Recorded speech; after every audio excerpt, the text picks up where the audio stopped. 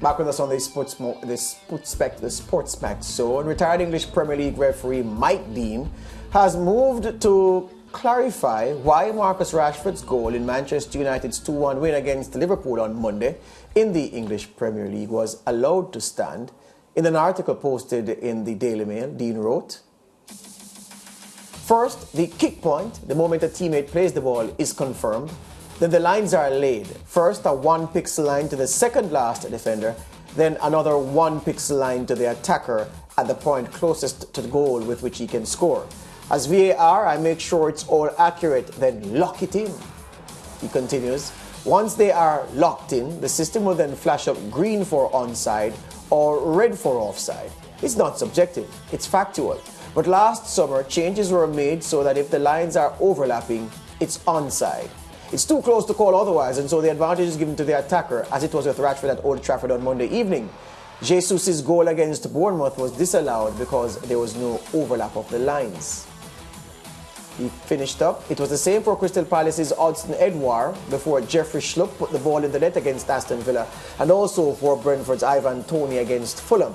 Overall, the Premier League has benefited from this approach as it means there are more goals in games." Now, I read that and I think I have perspicacity, mental discernment. I can read things and understand.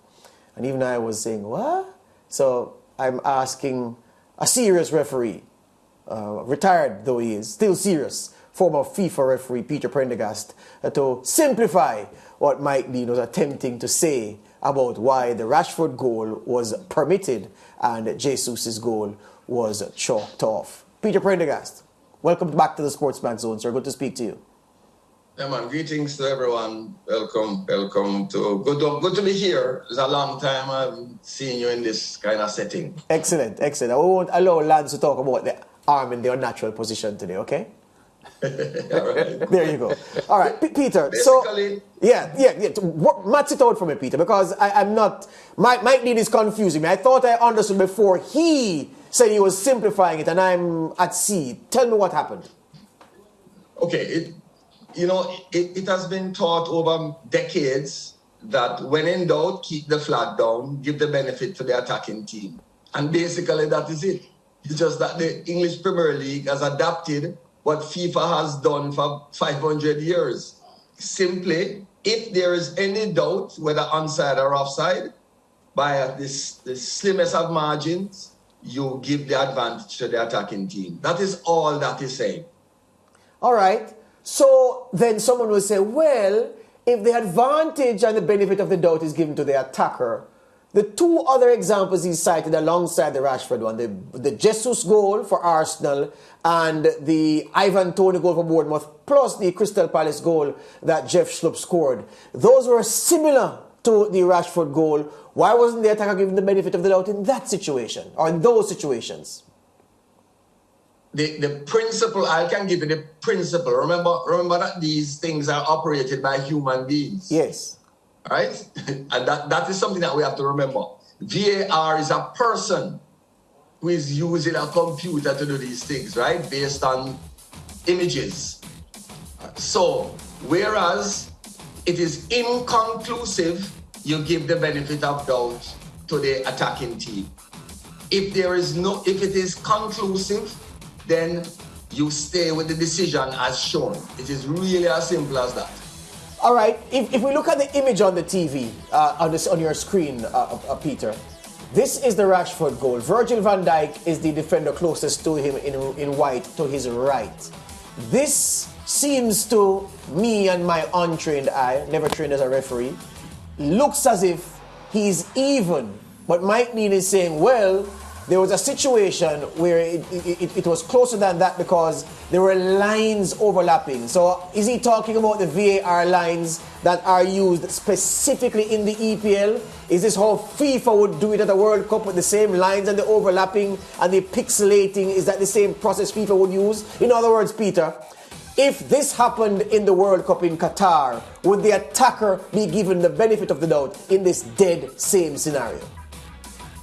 Okay, so first of all, you have to bear in mind the vertical line, right? So if you're looking at just the feet, then you will see that the defending foot is not closer to the goal line. Yes. But it is any part of the body. Yes. So that shoulder that is leaning forward is the forwardmost part of the defender's body, and the part of Rashford's body that is closest is his foot. Yes. So you're using the vertical line to get the shoulder and picking up the horizontal line for the foot. Yes. So if there is a margin that there is a doubt based on using those two different methods of determining who is closest or closer, and there is doubt, you give the benefit to the attacking team. Before I go how else to explain it except that. Before I go to another example, Peter, let me ask you this. Mike Dean refers to the kick point, and I'm saying, well, isn't that just when his teammate released the ball? Did his teammate release the ball when Rashford was offside, or did he release it when Rashford was offside? Not released. Not released. The foot makes contact with the ball. Right. Well, so at this moment, the person doing the kick point could have it just as it made contact versus a little more time when the foot is more solid on the ball. Again, it is all by a human being. Okay, so it's a principle that we need to understand. All right. The principle. Mr. Producer, I'm understanding it. I'm with you right with it, but I want to provoke this a little bit more. Mr. Producer, could you give one of those examples where the goal was disallowed? To put that up on the screen so Peter can see it. You just showed me a few of them. You went to give me, could you repeat that? I didn't hear it. Okay, no.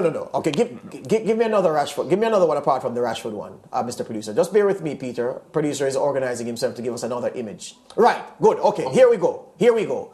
So you're saying again, in this different example, this looks to be Norwich against Arsenal. Yeah? All right, good. So the striker's foot, Norwich in the green shorts and the yellow, Peter. The striker's foot, look at where the foot is. And you're saying that the vertical line, which runs from one side of the pitch to the other, is helped by the horizontal line rather, is a broken line that is drawn from the shoulder, the vertical line from the shoulder of the player down to where his foot is. So that's where the measurement comes in to see who is nearer to the goal. Am I talking sense there? That's correct. It's difficult. In this one, the shoulder and the foot seemingly is in the same line. Yes. All right. In this particular one, and again, the shoulders is not down by the sleeve, right? Because then that know you're going down to the hand. Yeah.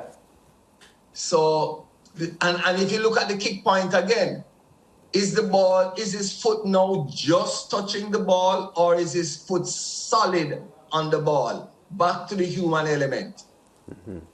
Yeah, Peter, when we started the segment, the issue about overlapping lines, and I want to ask this, the images that we are now seeing, are these the exact same images that VAR is working with? I say that because those vertical and horizontal lines and the dotted lines that we're looking at, to me, look very, very inconclusive.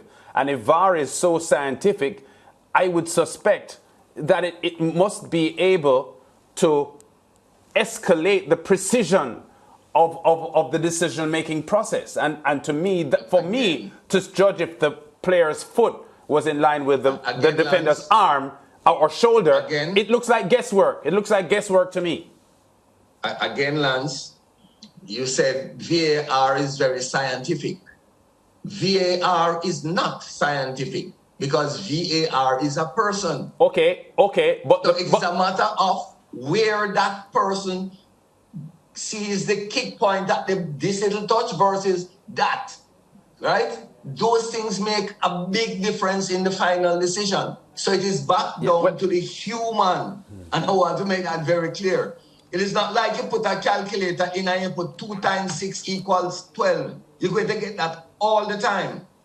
I hear you, and I understand what you're saying. But when I say when I say scientific, though, I mean digitally, the virtual images that we are getting appear high tech, and I'm suggesting that if I were in a VAR situation to decide if the player's shoulder was ahead of the opposing player's feet or foot, I couldn't decide based on the images that I just saw. I would just guess.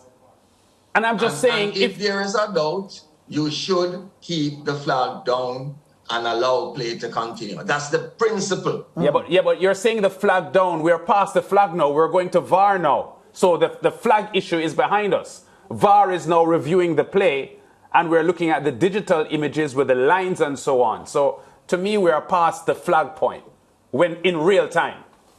The kick point. You're past the kick point, you're saying? I'm saying the review. We're now in the review stage. So whether the assistant referee had put his flag up or not, that is behind us.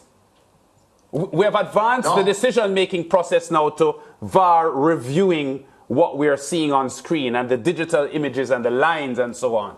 Right. And I'm saying, Lance, that the kick point is determined by a person. Yes, I understand that. So where that is set impacts where the attacking and defender is at that moment. Peter. That is the point I am making to you. Peter. So if you go here at this little touch and that is a kick point, then you judge the offside position. Peter. But if you're going to judge it when it is fully pressed like this, it's going to change the position of the players at that time. Peter. So that kick point can make a big difference in the end result. Peter, let me ask something. But if it is inconclusive, you keep the flag down. Peter, let me ask something. Let me try one more thing with this from another perspective to incorporate what Lance is asking and what you're explaining for this segment of the discussion. Mr. Producer, may I have that still image with Rashford again with the lines? I just want to be clear on something. It may be something that our viewers are asking. As soon as I get that image, I'll pose the question. Could we get that image at that frame, that freeze frame of Rashford running through with the lines, please? All right. So here we go. All right. Good. So Peter, are you saying that some people may believe? Well, no, I'm saying, Peter, that some people may believe that in this situation, these lines, the broken line, the solid line, and the freeze frame to look at where the kick point is from the passer, that these are all computer generated. What you are saying is that no, George, these lines are drawn by the man or woman in the VAR chair serving as the VAR. Is that what you're saying? It's not computer generated. You have to set that line. It's not computer generated. You don't just press a button and it adjusts itself like that. No. People thought so, Peter, so I'm very happy that this part of the discussion came out. Because people think that from this freeze frame right here, the lines just come up because of the technology. And then the VAR is the adjudicator to say, okay, well, this is here, that is there. That you're saying no, is a VAR who puts in that line and the VAR is a person. No, the lines can be manipulated. That's why they can make the lines wider. And that is why I keep making the point. VAR is not a machine. It is somebody. It's a person who have to do these things. Right? Just want to make that very clear again. Well, persons think that VAR is like a calculator. It is not. That for me. There are tools that they have to use, and it has to be done by a man or a woman. Yeah. A person has to put the input in. Which is why the same scenario with two different persons sitting in the VAR chair, you're likely to have two different verdicts. Could you repeat that? Let me make sure I'm clear. That is why, with the tools available, and because VAR is a person as you have asserted, that is why two different people sitting in the VAR chair, interpreting the same scenario in a football game, the same disputed call, could arrive at a different interpretation, a different verdict. It don't have to be the same. I could go and sit there, and you could come and we get two different results. Hear you on that. Because it is a person. Hear you on that. You've been tremendous in terms of helping in this segment. You don't know how helpful you've been with explaining this thing. Thank you very much for your time as usual.